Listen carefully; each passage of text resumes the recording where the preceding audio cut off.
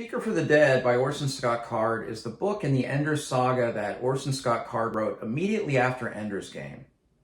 It was a critical success, winning both the Hugo and Nebula Award. However, a lot of readers were disappointed in this book, so let's talk about why.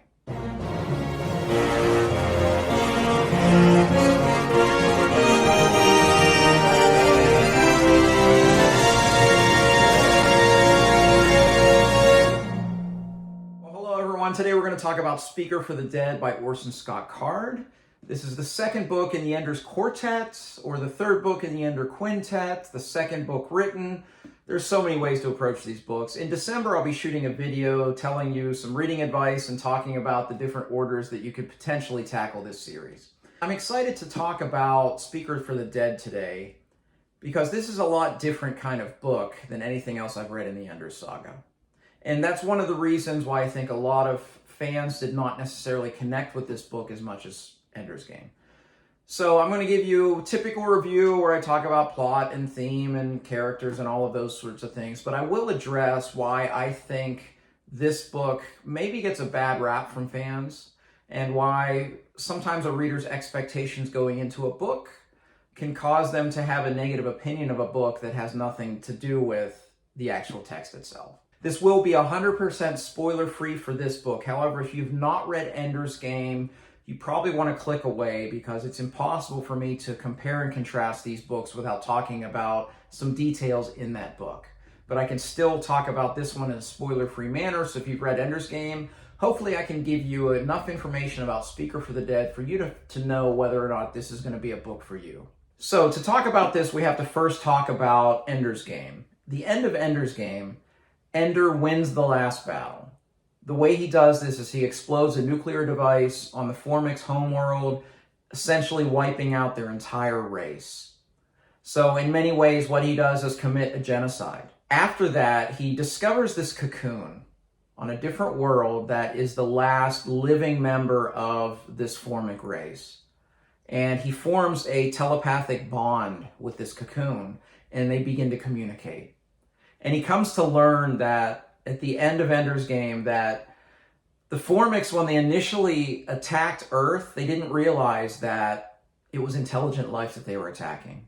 Because there was no way for these two species to communicate with one another, they didn't realize that they were attacking a sentient species. So what Ender does is he learns about this Hive Queen, and he writes a book called The Hive Queen, and he signs it Speaker for the Dead. And essentially what he does is he cements his legacy, Ender Wiggin, as a villain. Because now that we know the story from the Hive Queen's perspective, Ender is this pariah who committed this genocide and killed this entire species of sentient beings. So Ender Wiggin is about 35 years old in this book. But he's actually been traveling about 3,000 years in space due to the effects of travel at light speed. Those relativistic effects cause him to age a lot more slowly than everything around him. So in the 3,000 years since Ender won the last battle, he has been going around from all these different planets, all these different colonies as a speaker for the dead. And what this role has become is basically someone who comes and talks and does a kind of eulogy about someone who has died. Well, this book has him called to a colony called Lusitania, where he's going to give a talk about a xenobiologist who was killed by an alien race that was discovered on that planet. This is the third alien race that we have discovered, well, third race of sentient beings, the Formics being the second one, humanity being the first one. And this alien race is called the Pequeninos because they're small porcine-like creatures, but they're highly intelligent. They learn languages very quickly. And for some reason, the Pequeninos killed the main xenobiologist that they considered their friend and their key to humanity. Well, the assistant of this man, whose name escapes me, and I'll talk about that a little bit in character in a minute, calls for a speaker for the dead to come and figure out what happened, essentially. So Ender makes the trek from the planet he's on to Lusitania. So right away, you can tell this is going to be a very different kind of tale. And I think that's one of the reasons why these two books have such different reception. If you read Ender's Game, and then went to Speaker for the Dead and expected something similar to Ender's Game, you're most likely going to be a little bit disappointed because it is so different. Ender's Game, we had this adventure tale that, although it had tremendous thematic depth, could be read as a straightforward adventure tale that was about battle school and space battles and an alien race and us versus them and just this exciting, fast-paced narrative. Speaker for the Dead is not that.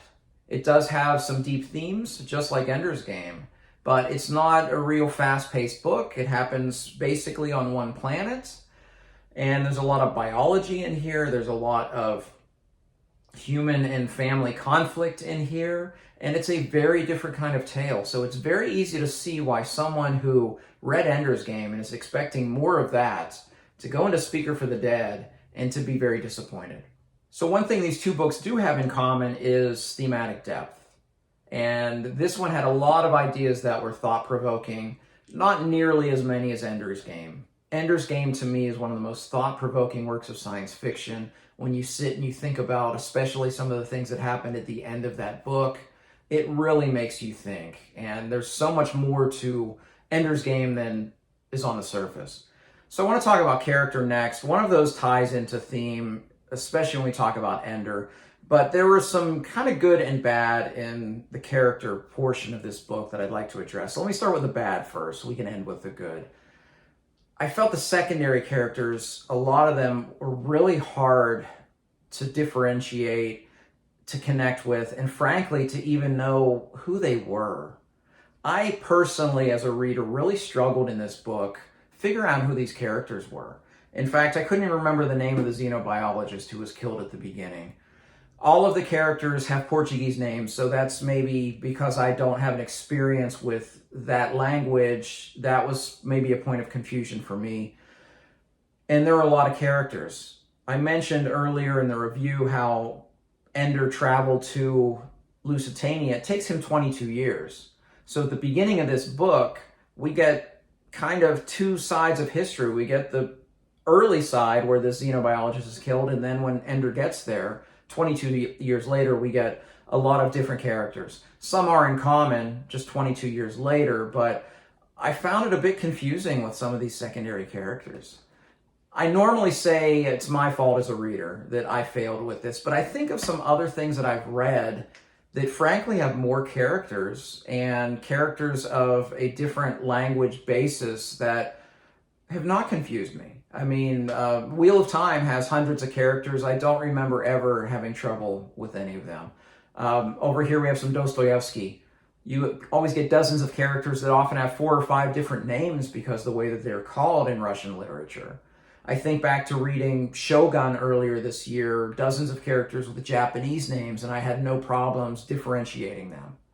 So as much as I want to blame myself, knowing that I didn't have trouble in those other areas, but I had trouble here, I'll take part of the blame, but I think it just highlighted something that's not a strength for Card, and that is secondary characters.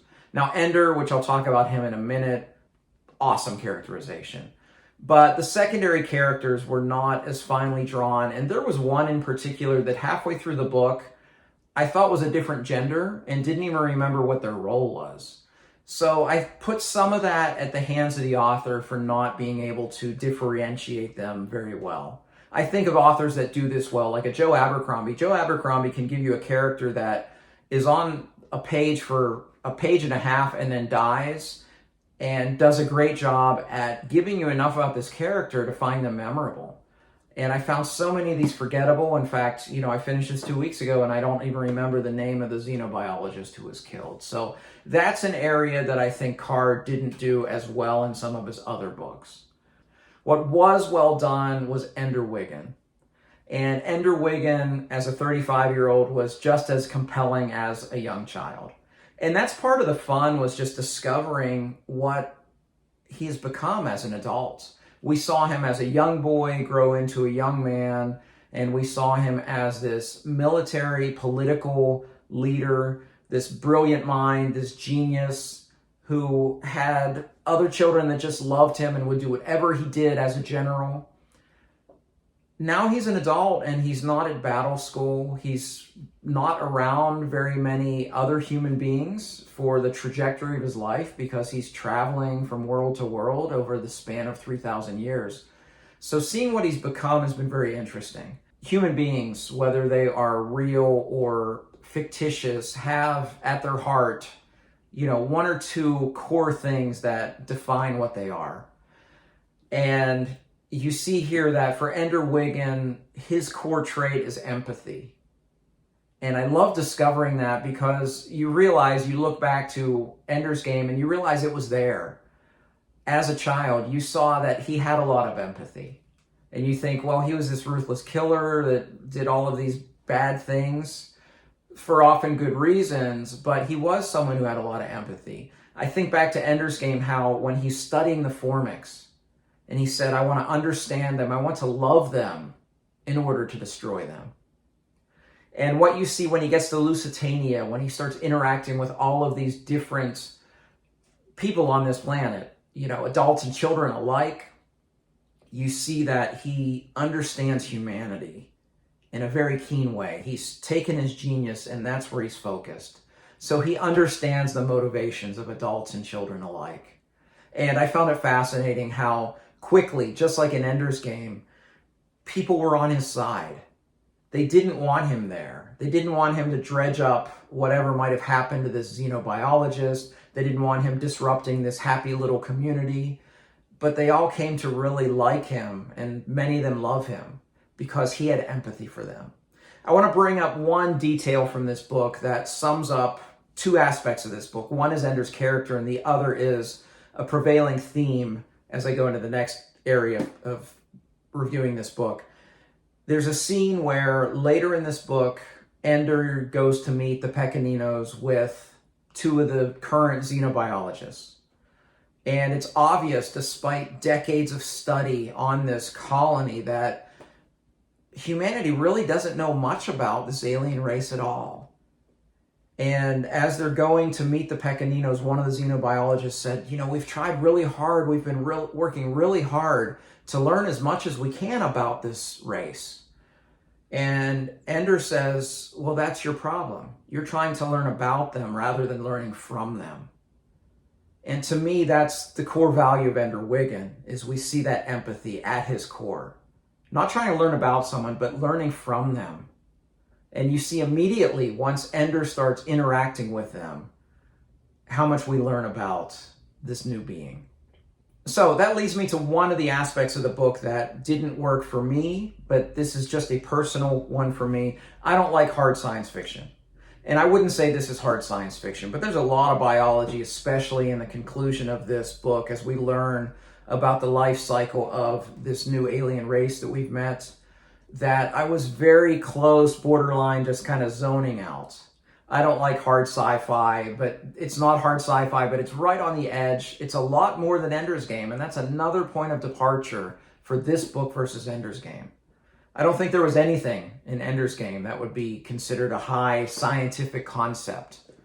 But in here, we get a high biological one in dealing with this new alien race. So that was something that may appeal to you.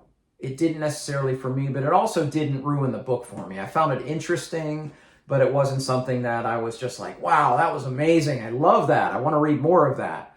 There was just enough for me to appreciate it and nothing more. Another aspect of this book that didn't work real well for me, and I think is one big reason why a lot of people didn't like this book, is this starts really slow. Because Card tells the story chronologically, it takes about 100 pages until Ender is on Lusitania and things start happening as far as what this book is really going to be about. Because he has to give you some backstory of Ender, and then he has to give you some backstory on Lusitania. And then while Ender is taking the 22 years to get to Lusitania, he tells about Lusitania. But I don't know about you, but I finish Ender's Game and I see a sequel. Ender's Game was 80-90% about Ender. I want to read about Ender. So because of that, I think a lot of people were likely disappointed, and that's again where, your thoughts about this book may diverge. Once it got going, though, I will tell you, once it got going, it was typical well-plotted Orson Scott Card storytelling. From about page 100 till the end, about 380 pages of this book. I wouldn't call it fast-paced, but moved along at a very good clip and was a very satisfying read. So overall, I really liked Speaker for the Dead. It's a lot different than Ender's Game, so I can see why people who love that book didn't like this book. But I can also see why this is a Hugo and Nebula Award winner. There are some great ideas in here. I was very happy to see more thematic depth in this book than in the previous two installments that I've read in this reread of Shadows in Flight and Ender in Exile. Both books were kind of forgettable. So it was nice to read one that had some themes that really made me think. So overall, I gave Speaker for the Dead a 4 out of 5, which is in the means I really liked it category. And I do look forward to reading the rest of the books in the Ender's Quartet. So we have 3 left in this big, grand Ender Saga read of the year. I have Xenocide next month, and then in November, Children of the Mind, and then December, I'll be reading The Last Shadow, which I think wraps all of this up together. So thank you, those of you that have joined me on this journey. If you want to see me talk about those books, make sure you like and subscribe if you haven't already. You can also find me on Twitter and Goodreads for more content, and I'd love to interact with you on those places. As always, thank you for watching. Until next time, goodbye.